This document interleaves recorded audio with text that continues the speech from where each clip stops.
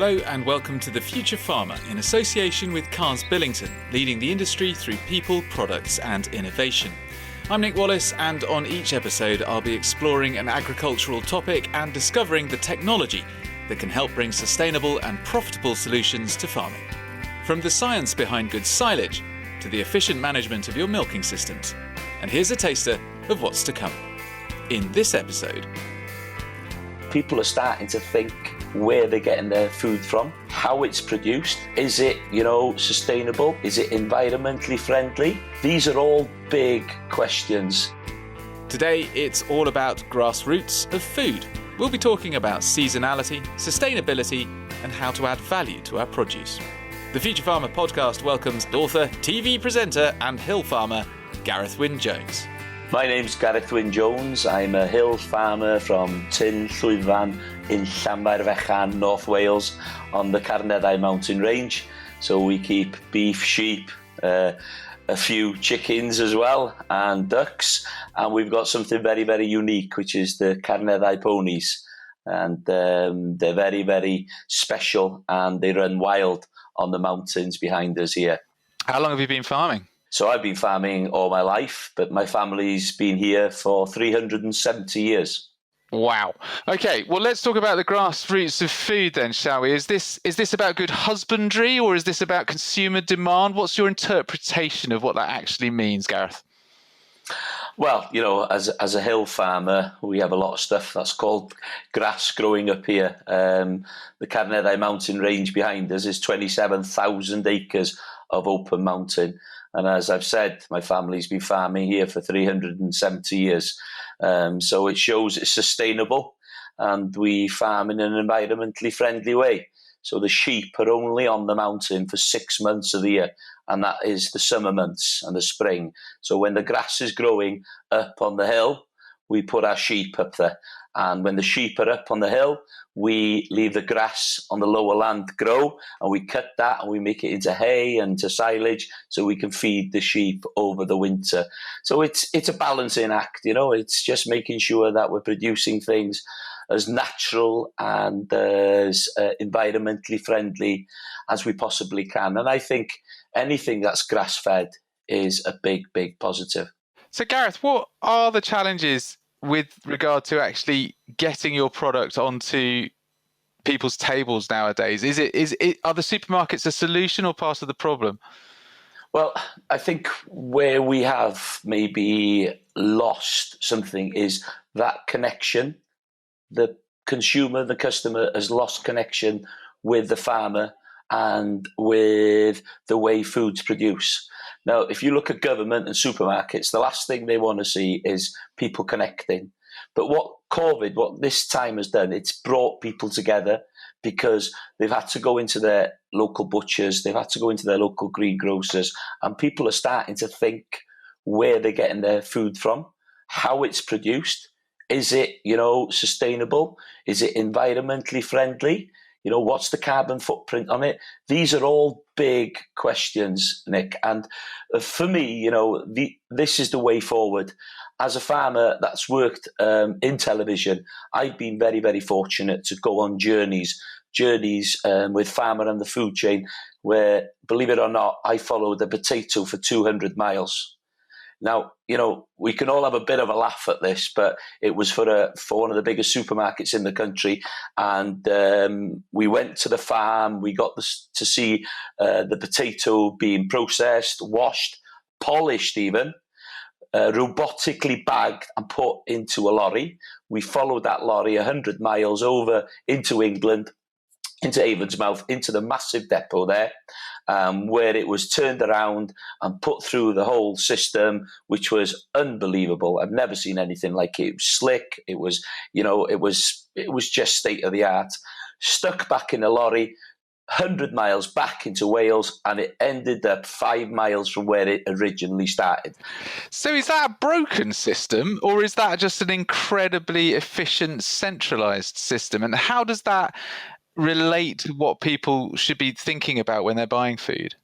Well, both in my mind. So it was slick. It was the way they thought of how it works, because everything has to pass through their system for them to know what they want in that shop tomorrow. So, it's digital, it's computerized. But what was wrong with taking a bag of spuds from that farm into the shop? Why did it need to be washed? Why did it need to be polished? Because consumers' tastes have changed. And this is what I want to come back to. I want to come back to people understanding that them potatoes are grown in the ground. They don't need to be washed and polished. You can take them home and wash them. You polish them if you want, but I'd rather cook them. These are the things that, education is key to go forward. It's great to have everything pre-prepared and things, but let's educate people on how food's produced, how to cook it, and how to eat seasonal, sustainably produced food.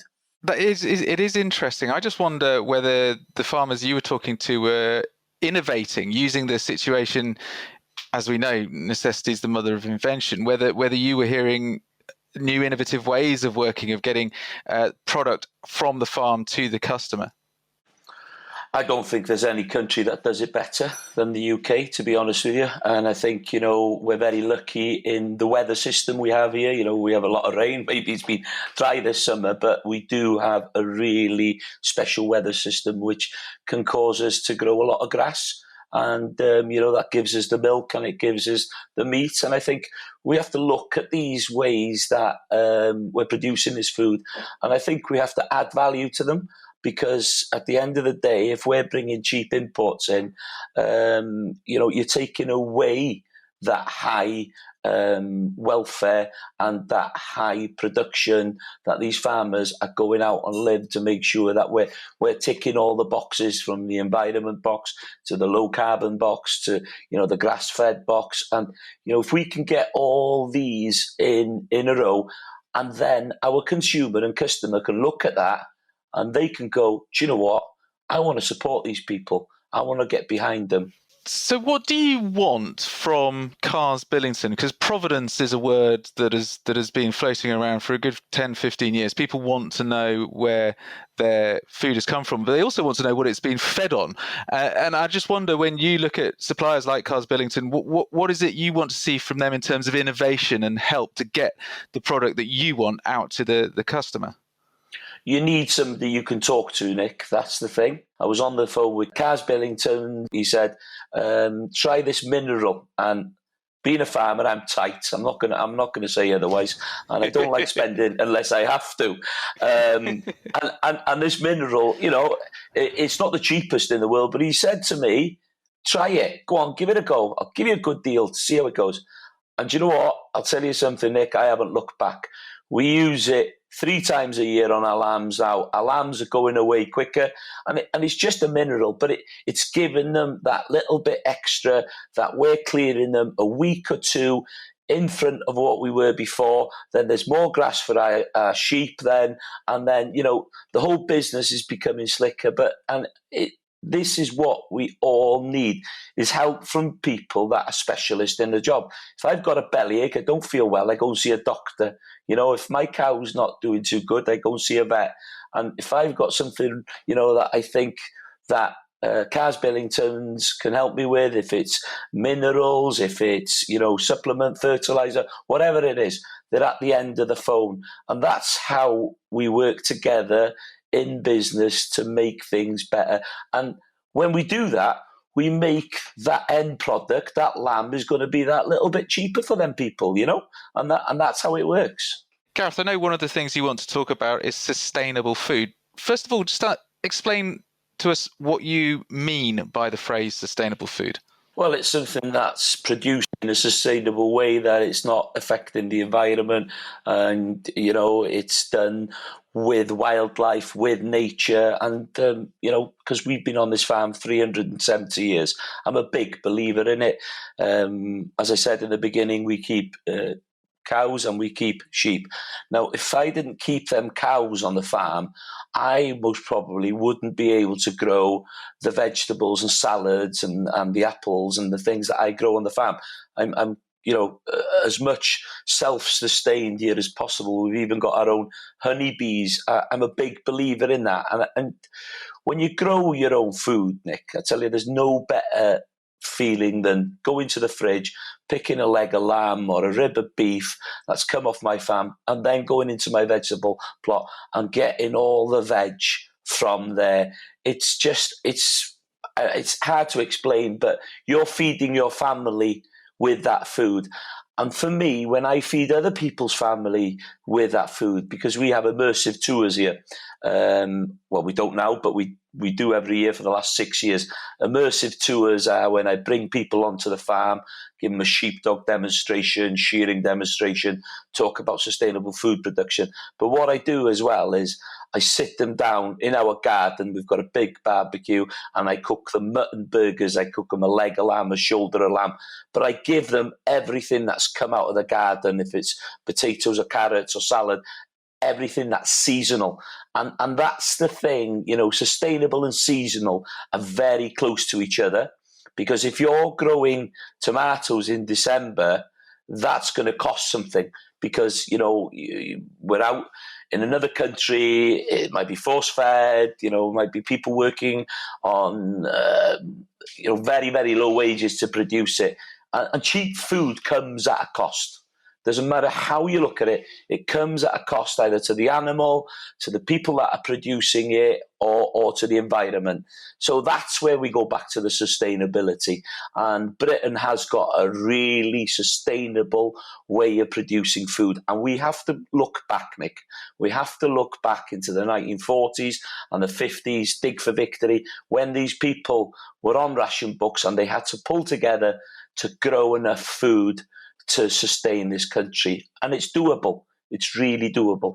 That's what I was going to ask you. Is it doable? Because it sounds idyllic. The way that you describe it sounds wonderful, an experience going on the farm like that. But I would imagine there might be many farmers listening to this going, well, that's all right, but that's a lifestyle choice. But the realities of farming for the entire population means that we have to do economies of scale, means that we have to do highly mechanized things, means that we have to eke out longer seasons for the produce that we make. Is that something that you recognize as a criticism, or do you think this is just a mindset that farming has got into? No, it's not a criticism. It's where we are. That's the honest truth about it. And, we do have strawberries in January and February. But let me be totally honest with you. They taste of nothing, in my opinion. I don't taste any strawberries. I go into my garden, I taste my strawberries, and you will taste a strawberry. I will go into my little pony tunnel that I've upcycled myself, and I pick them tomatoes. My gosh, they are just amazing. And that's what I want people to do. I want people to look at their local community, what they're producing there. Go knock on a farmer's door.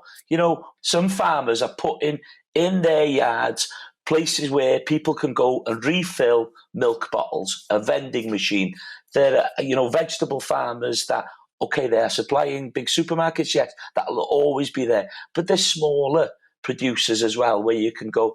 Just in Anglesey here, we've got Hootons who are producing pick your own. They've got so much fantastic seasonal produce. We can do it, and the more the consumer asks for that, and the more that they ask in the supermarket for seasonal and sustainable, the more that supermarket will look for that product, and they will pay that extra for it. What do you start to implement that you think could make life easier for farmers and their suppliers and improve the product still further for the British consumer? I think we've had a problem. I think we've had a problem with supermarkets. So we'll go back to milk, okay, as an example. I did a program 4 years ago. The milk industry was on its backside. People were going out of business. I travelled around Wales, and let me tell you, I sat in some kitchens in tears with wives and husbands that couldn't pay bills. And this is due to where we are in this global economy, okay? So if you look at it, so you've got a guy that's producing a pint of milk. It was costing him, let's say, 17p to produce it, and he was getting 15 pence for that milk. So every litre he was producing, he was losing 2p. So you take that on a bigger scale, then you're talking about thousands. And you go back to the processor. The processor was still selling that milk for a certain price to the supermarket. But then the supermarket was using that milk as what they call a loss leader. So a loss leader is something to bring somebody in the door. So you can get 4 pints of milk for £1. So it's devaluing a super fantastic product. When you could buy milk cheaper than water, there was something wrong. So I'd look at that, the marketing and the way that, we need some kind of milk marketing board. We need something that is just making sure that everybody's having a fair price. Another thing I'd be really looking at as well is cheap imports, inferior imports from all countries. And I've said this many times, when these imports are coming in, so if I bought pork in from Denmark now, I can bring it into my Welsh production line and I can slice it and I can sell that as Welsh ham. So these are the things that we have to be really, really careful about, is the way things are labelled. So people know exactly the provenance, how it's produced, because these are making the big differences from how our pig production units are working in this country to the ones in Denmark. And if we can make it a fair playing field, happy days, because that's what it should be. And then the consumer and customer can go out there and they can say, yeah, I can make an educated choice. I want to buy British. I want to support that dairy farmer and I want to pay extra. And that's what supermarkets have done. Tesco's have done it, and Asda have done it. Morrison's have done it. So there's farmers there now getting price for production plus X amount. Okay, they've got to jump through a few hoops for it. But, that's how the consumer has changed the structure of how things are going forward. So definitely my main aim would be to reconnect people with the farmer and farming practices and seasonal, local, sustainable food production. Bringing these people together. So we could have food hubs, farming hubs, where people could, supply carrots, potatoes, lamb, whatever you're doing, milk, eggs.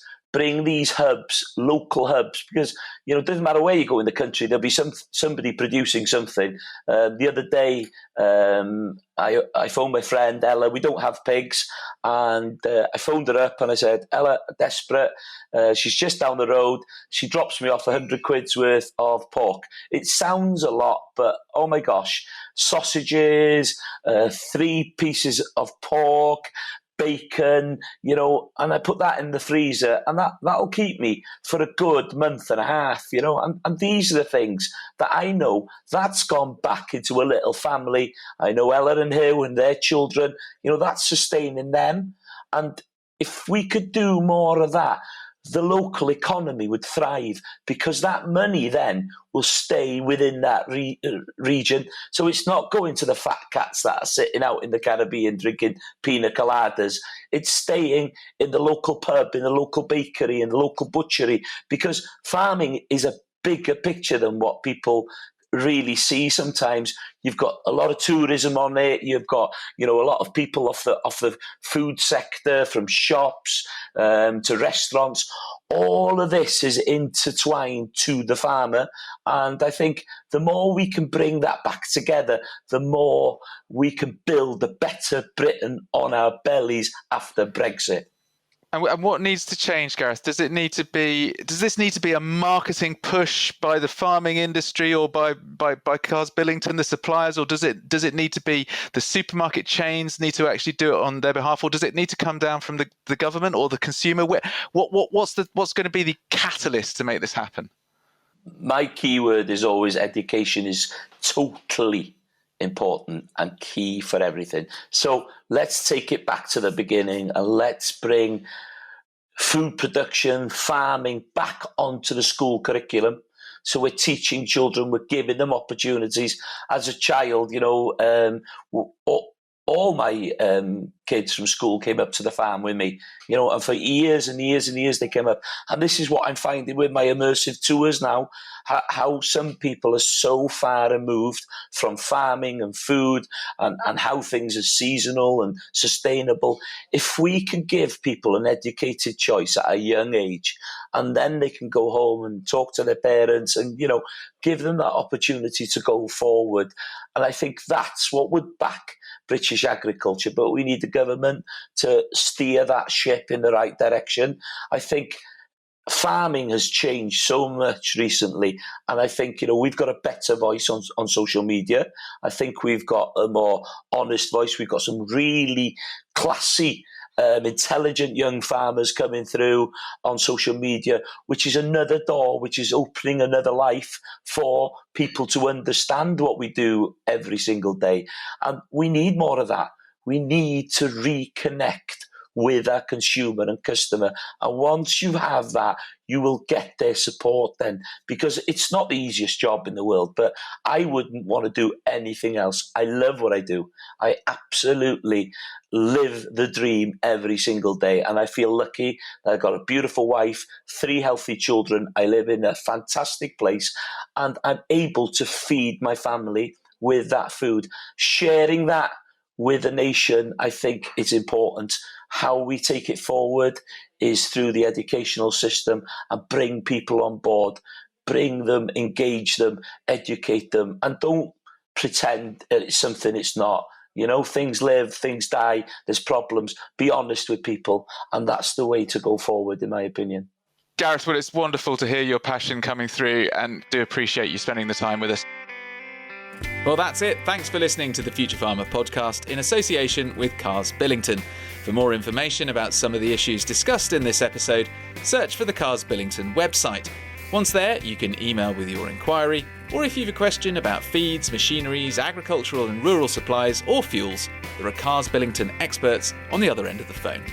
Listen out for future episodes, and don't forget to like and subscribe so we know if we're answering all your questions. I'm Nick Wallis, and until next time, keep safe and keep farming.